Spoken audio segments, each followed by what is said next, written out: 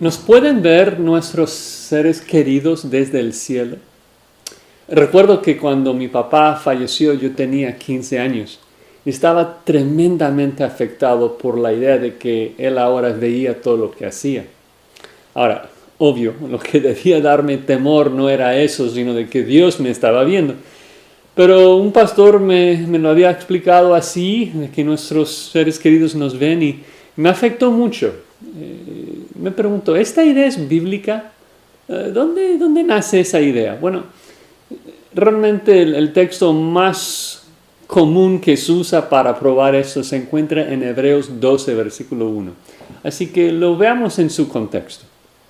Dice, por tanto nosotros también, teniendo en derredor nuestro tan grande nube de testigos, despojémonos de todo peso y del pecado que nos asedia y corramos con paciencia la carrera que tenemos por delante.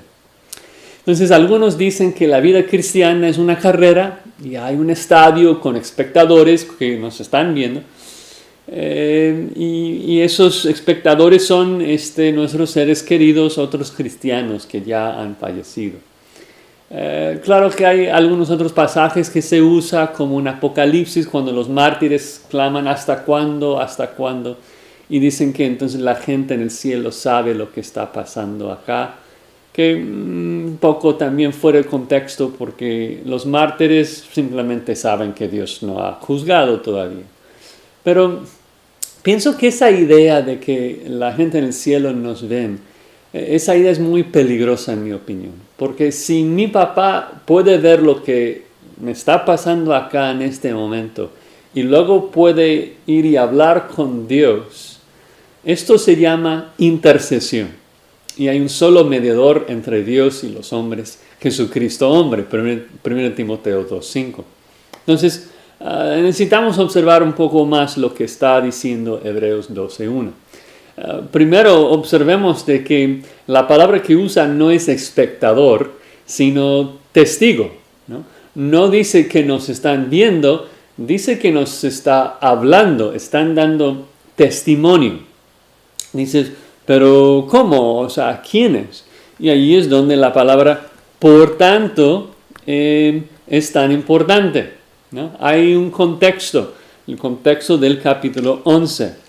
¿De qué se trata Hebreos 11? Bueno, es un capítulo que muy comúnmente se llama los héroes de la fe, porque menciona a varios hombres y la fe que tuvieron, Abel, Abraham, Moisés y otros.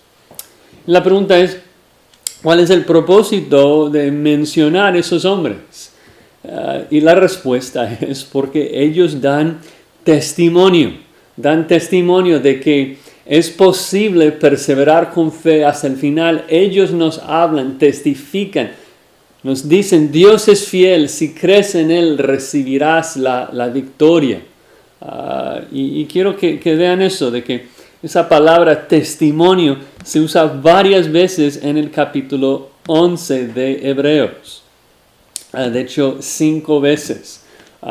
Dice de que alcanzaron buen testimonio.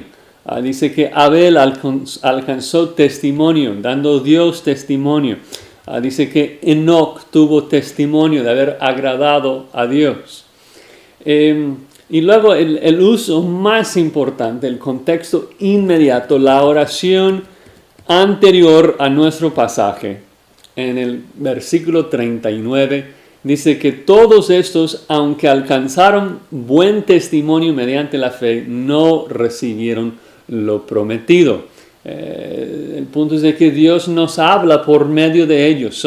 Son testigos de que podemos vencer por medio de la fe. Si perseveramos, seremos perfeccionados juntamente con ellos. Entonces, el punto no es de que nuestros seres queridos nos ven desde el cielo. El punto es de que los cristianos que han muerto antes de nosotros nos dan testimonio desde el cielo. Nos están gritando, persevera, corre hasta el final. Y esto realmente es la exhortación del versículo 1 de Hebreos 12. Es una exhortación de correr.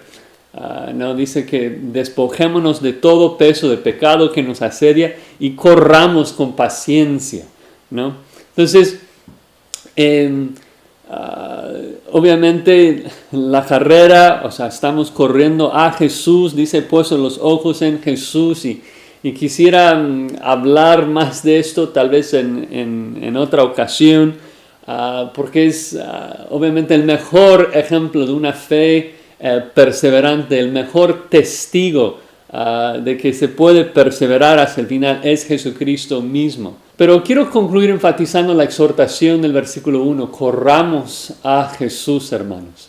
Prestemos atención a los testigos y corramos.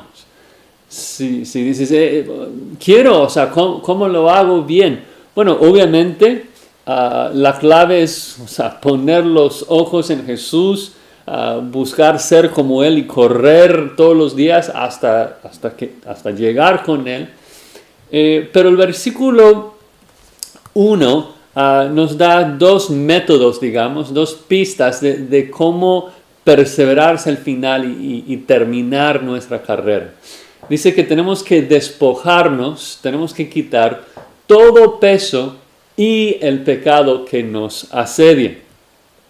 Creo que despojarse del pecado se entiende, ¿no? O sea, si uno quiere perseverar hasta el final, pero está perseverando en pecado sin arrepentirse, pues el autor de Hebreos explica, esa persona no es salva y no va a terminar la carrera. Figura el pecado como una vestimenta que enreda, que asedia a la persona, y obviamente si esto pasa va a caer. Si caes cada rato no vas a terminar o sea, el maratón, o sea, tienes que correr, ¿no?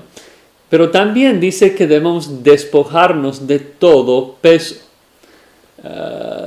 Es decir, de que es algo que en sí no es pecado. Sabemos esto porque hay dos cosas acá, peso y pecado. Entonces es algo que no es pecado en sí, pero es algo que estorba tu habilidad de correr hacia Jesucristo.